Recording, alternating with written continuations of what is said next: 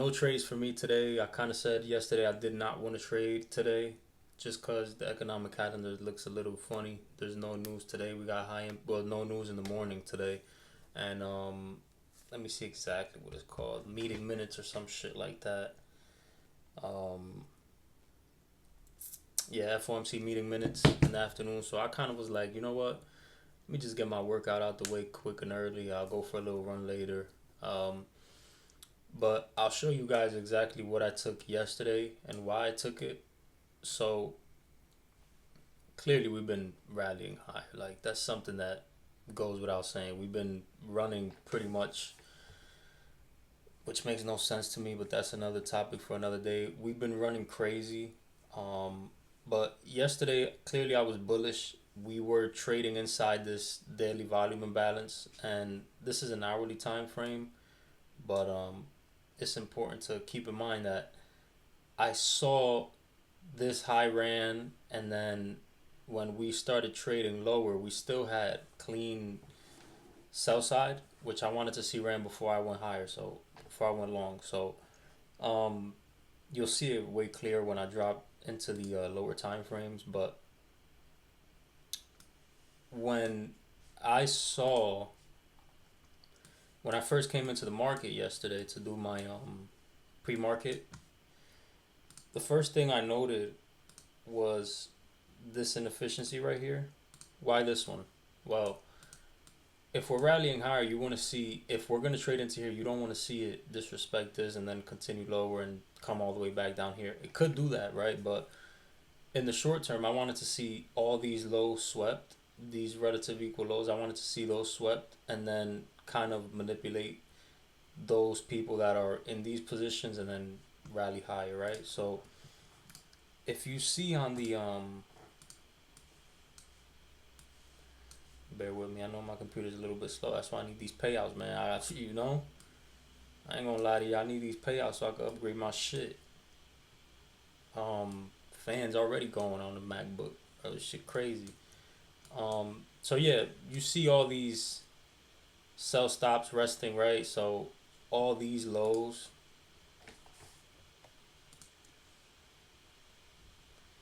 I wanted to see the market manipulate below these lows.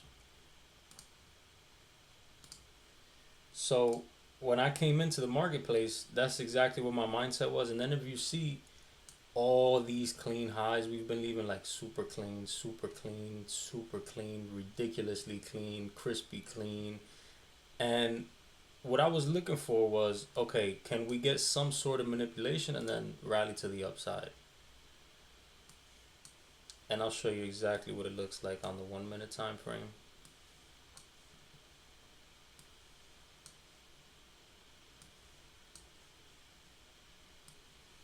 This is crazy. Shit I gotta deal with to put out this content, right? So I'm gonna drag this just to show you the importance of it, because it'll have a lot to do with what I was looking for. So I already told you guys what I was looking for when I came into the market, right? So clearly these are the white lines are the equal highs that I have marked out. This is the low of the daily volume imbalance. So as soon as we open at 9:30, we shot higher, right? So at this point, I'm like, okay, I want to see how we react to this inefficiency here, right? This not too convincing because we still have these clean lows and we didn't come back to the midpoint, which at that point is like 50-50. We could either continue higher or come back down here and trade higher, but I wanted to see a little bit more because this was the inefficiency that kind of took out all those sell stops. So I wanted to see exactly how we reacted to it. A lot of people are going to say, okay, I'm new to trading ICT. I want to short every fucking fair value gap I see, and they would have got cracked right here because what are they going to do? They're going to go, when the market comes here, I'm going to put my stops up here above the order block and above the fair value gap, and I'm going to target some lows, right? And they would have got fucking wrecked because you have to have a narrative. You have to see sell side is the only one that's been fucking consistently running. We already took sell stops. Why the hell do we have to go lower? And I'm not saying we could not have gone lower. That's not what I'm saying. You could easily just run stops and fucking continue. The market is unpredictable, right? Our job is to find an edge, execute that edge, get in, get out, protect capital, and just live to fight another day. So this candle right here was the meaningful one for me, right? We finally pierced through this with a body closing above, and that's officially in my mind like, okay, we have an inversion fair value gap. So I didn't want to take a long on here. I kind of wanted to see my own model, which is a bullish fair value gap. But now I have that premise, right? We have sell side taken. We have a bearish inefficiency now traded through, and we're seeing it as inversion. And that's a tiny fair value gap, right? But that's exactly where I had my limit order.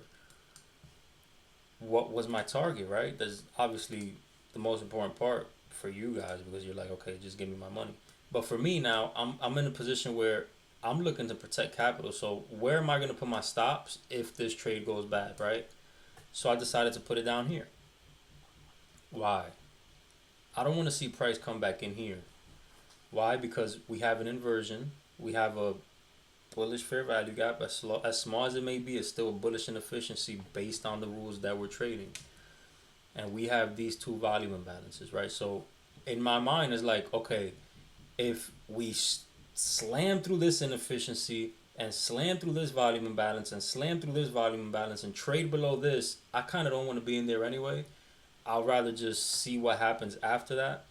So my first target is right here. Oh, but that's not a 1 to 2. I don't give a fuck. Like, as long as it's not a negative risk to reward, as long as it's something that makes sense, you're gonna lose a lot of opportunities trying to fish for only 1 to 2s. But it's like with me, if I'm having a high enough win rate where I could feel confident in where the market should be going and why, if it's like this, I'll take it. Why? Think about this. Follow me. Initially, this is a 1 to 1.5, right? But what happens when we're up here and you trim your stop? Look, now it's a 1 to 3. If you put it to break even, it's a 1 to 115. So it's like, yes, risk to reward is important. Yes, I get it. I'm not saying otherwise, but for me, for how I want to trade, that was a perfect setup, right? On the execution though, I took my trade off somewhere around here and I didn't hold it to up here. Why? Because this wick right here, I wanted to see that like not happen. Obviously, when you're this close to, let's look at the high, look up here to the numbers. Look at the high of this candle is 878, and the price where I had my first target was 81. So we were 6 points away, but I didn't want to see this. I wanted to see, okay, close high and just push through everything, but you're not gonna get everything you want. This candle refused to close above the wick of this candle. Same thing here, same thing here. So at that point, I'm like, nah, I don't want to be in here right now. I'm gonna just take it off and wait for something else. So I took my trade off at like a 1 to 1 at that point. But my stops were trailed. Everything was like, I was not gonna lose on the trade. So I was like, you know what? I don't like this reaction. I'm out.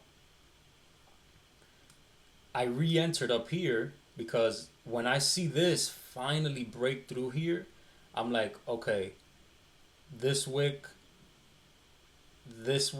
tests these the low of the daily volume imbalance, but we still have these buy stops up here. Another 1 to 1, right? Put my limit order tagged in. I wanted to see our reaction to this inefficiency. Wicks, okay, it went down, but look at the body closure of it. Let me take this off. Look at the body closure of this, right? So it's like at that point, I want to see us trade away from it immediately and kind of like treat this as an order block. And exactly what happened, we go to the target. I'm going to put the executions on so you could see exactly where I entered. For whatever reason, this shit hasn't been working. I don't know why it's not showing the executions on TradingView, but what I'll do is I'll put a screenshot somewhere on the screen just to show you guys exactly where I had my entries, my exits, and what I was looking for. So yeah, it's the first recap. Hopefully you guys learned a little bit, and I'll see you guys tomorrow for the second one.